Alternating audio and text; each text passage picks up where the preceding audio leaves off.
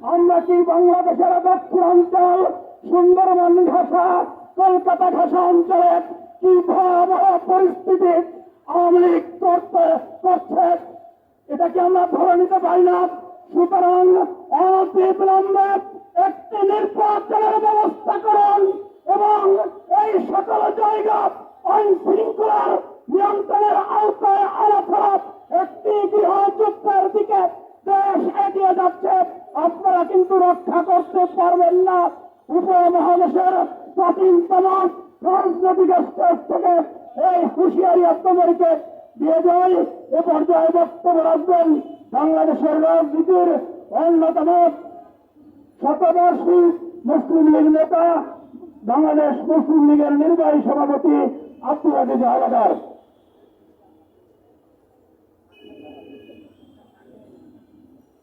আসসালামু আলাইকুম ওয়া রাহমাতুল্লাহি ওয়া বারাকাতুহু।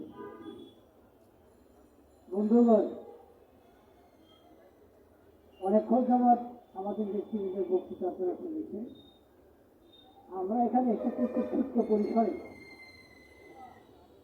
আমাদের কৃতজ্ঞতা প্রকাশ করার জন্য যাদের জীবনের বিনিময়ে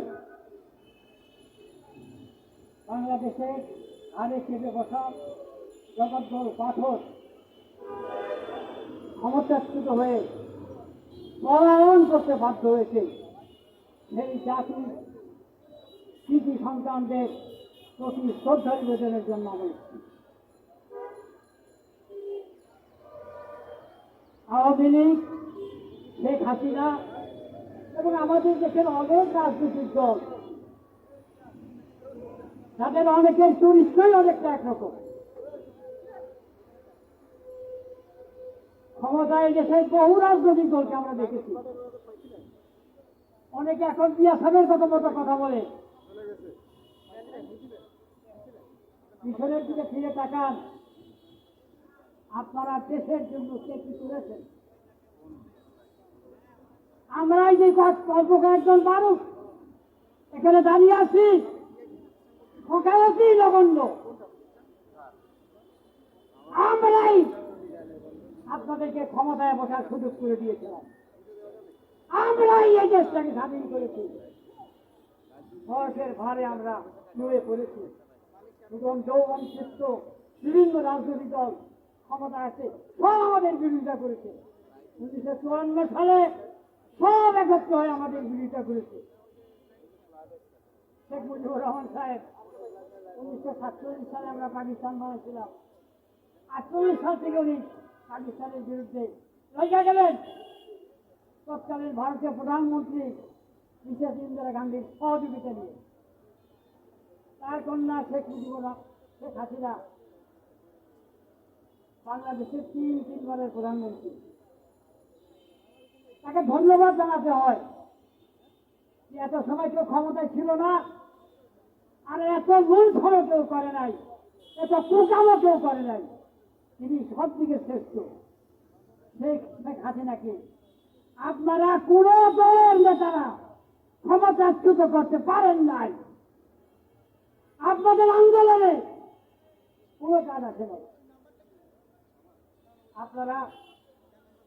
আমরা এই দেশে হুসেইন মোহাম্মদ এরশাদের বিরুদ্ধে আন্দোলন দেখেছি, এবং খালেদা জিয়ার বিরুদ্ধে আন্দোলন দেখেছি। আন্দোলন শুরু হয়েছে 1952 সাল থেকে। ভাষা আন্দোলন, আমি তখন 6ষ্ঠ শ্রেণীর ছাত্র। 1952 সালের ভাষা আন্দোলন দেখেছি, 65 ছাত্র আন্দোলন দেখেছি, 69-এর গণ আন্দোলন দেখেছি, এরশাদ বিরোধী আন্দোলন দেখেছি, খালেদা বিরোধী আন্দোলন দেখেছি। কিন্তু 24-এর গণ আন্দোলনের মতো এত জোরালো আন্দোলন এই মাটিতে কোনোদিন হয়নি।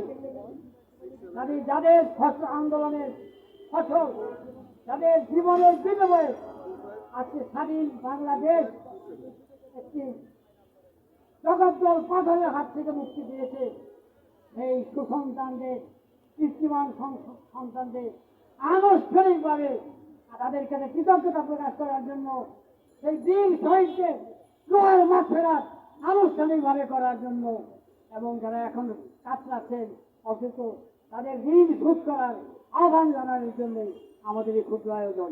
ক্ষমতার রাজনীতি আমরা করি না।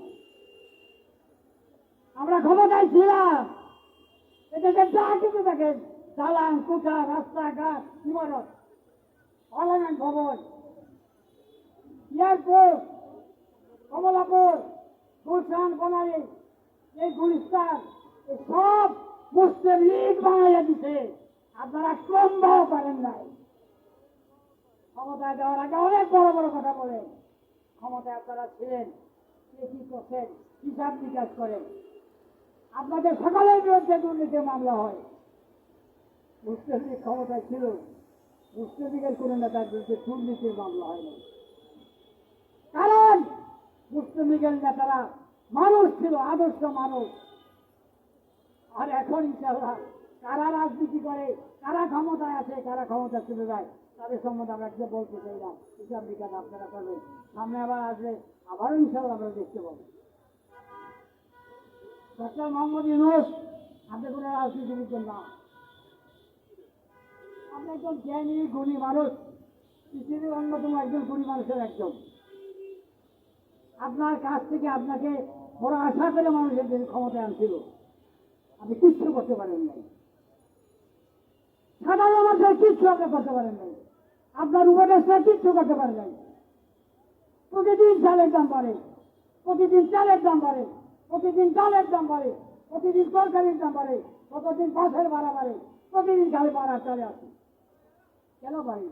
আপনি দেখেন দেখেন, আপনি দেখেন না এই অপদার্থগুলিকে সবাই করে দেন। মিটিং করে উপদেষ্টা, বিভিন্ন দলের সাথে মিটিং করে, আরে কাগলাকে মিটিং করে, কাগলাকে মিটিং করে। ওরা তো তারা চলে গেছে। দেশ একটু ভয়াল সংকটের সামনের দিকে যাচ্ছে। আওয়ামী লীগ এই দেশে তাদের কিছু না থাকুক, মুসলমানের শত্রু যারা, বাংলাদেশের শত্রু যারা, তারা তাদের পিছনে আছে। জামাই আদরে, বউ আদরে, মাইয়া আদরে, কন্যা আদরে, কত মেহমানদারিয়া সেখানে হচ্ছে। ওখানকার মানুষ বাংলাদেশে পুতুল করে দিচ্ছে। আরে ওরা আপনাদের বন্ধু না, বাংলাদেশের মানুষের বন্ধু ওরা না, মুসলমানের বন্ধু ওরা না। তাদের কাছে জানায় যায়, তাদের রক্তের খবর নেয়, রক্তের খবর নিয়ে জানতে পারবেন ওরা কারা। আবার ওরা ঐক্যবদ্ধ হওয়ার চেষ্টা করতেছে, কিন্তু যতই চেষ্টা করুন